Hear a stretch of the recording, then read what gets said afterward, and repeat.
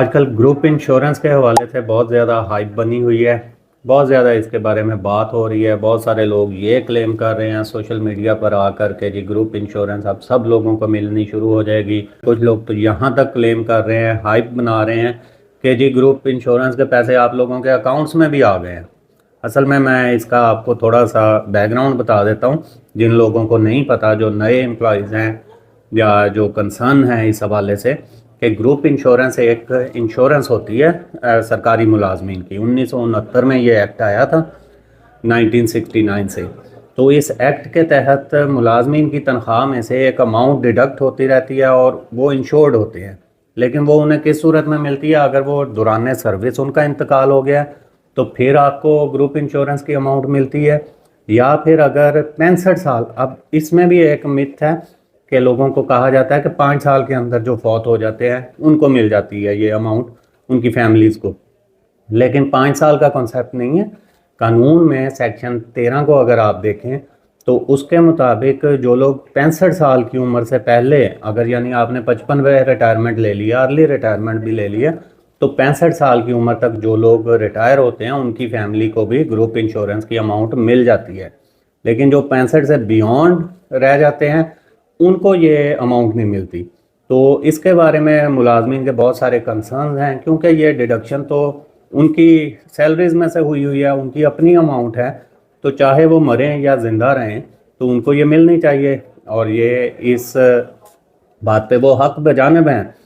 इसीलिए केपीके और बलूचिस्तान की हुकूमतों ने अमेंडमेंट्स करके ये बिल पास कर चुके हैं, ये कानून में अमेंडमेंट कर चुके हैं कि उनके अब केपीके और बलूचिस्तान के मुलाजमीन को अपनी ज़िंदगी में भी ये ग्रुप इंश्योरेंस की रकम वो क्लेम कर सकते हैं और उनको दी जा रही है। जबकि पंजाब, सिंध और फेडरल गवर्नमेंट वो इस तरफ नहीं आते, अब वो ये रकम नहीं देते।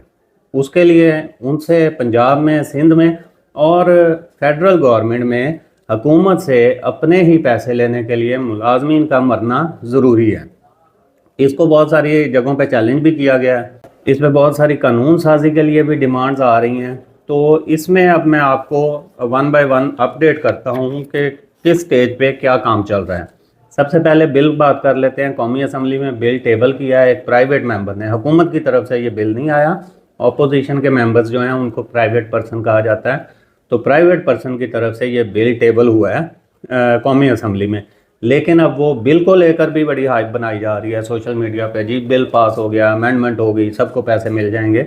ऐसी कोई बात नहीं, अभी सिर्फ बिल टेबल हुआ है, अभी बिल पास नहीं हुआ। जब तक बिल पास नहीं होगा तब तक ये पैसे नहीं मिलेंगे। और दूसरी बात कि उसके बावजूद देखना पड़ेगा कि with effect from back date करते हैं इस बिल को पास या विद इमीडिएट इफेक्ट करते हैं। अगर तो विद इमीडिएट इफेक्ट हुआ तो सिर्फ जो मुस्तकबिल के एम्प्लॉयज़ होंगे उनको ये बेनिफिट दिया जाएगा, यानी जो लोग इस बिल के पास होने से बाद में रिटायर होंगे उनको तो ये बेनिफिट मिलेगा, लेकिन जो पहले रिटायर हो चुके हैं उनको ये बेनिफिट नहीं मिलेगा जिस तरह से केपीके और बलूचिस्तान में हो रहा है, क्योंकि वहाँ पे जो कानून साजी की गई है वो विद इमीडिएट इफेक्ट की गई है। लेकिन कौमी असम्बली में जो बिल पेश किया गया है उसको बैक डेट से, बिल तो बैक डेट से है, लेकिन अगर उसका जो गज़ट नोटिफिकेशन होगा उसके पास होने के बाद उसको विद इमीडिएट इफेक्ट कर देते हैं तो फिर पुराने मुलाजमीन को उसका बेनिफिट नहीं मिलेगा, सिर्फ नए लोगों को उसका बेनिफिट मिलेगा।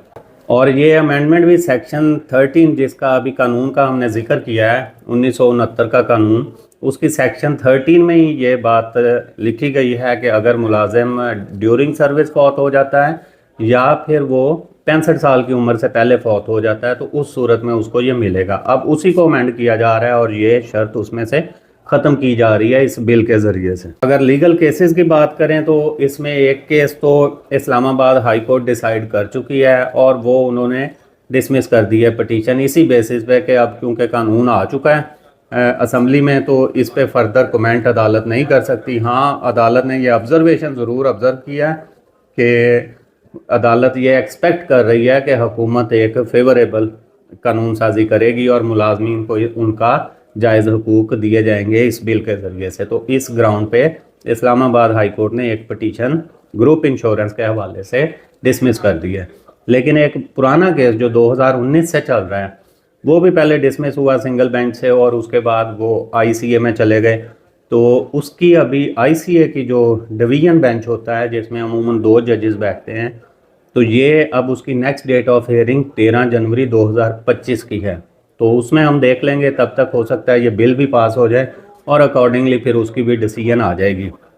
सिंध हाई कोर्ट में भी मैटर था, लेके गए थे सिंध के मुलाजमीन, और उसमें भी सिंध हाई कोर्ट ने डायरेक्शन कर दी थी हुकूमत को कानून साजी के लिए कि इसमें कोई कानून साजी करें KPK और बलूचिस्तान की तर्ज पर और मुलाजमीन को कोई रिलीफ दें, लेकिन उसके ऊपर आगे कोई मज़ीद पेशरफ्त नहीं हो सकी और वो भी सर्द खाने में चला गया है केस।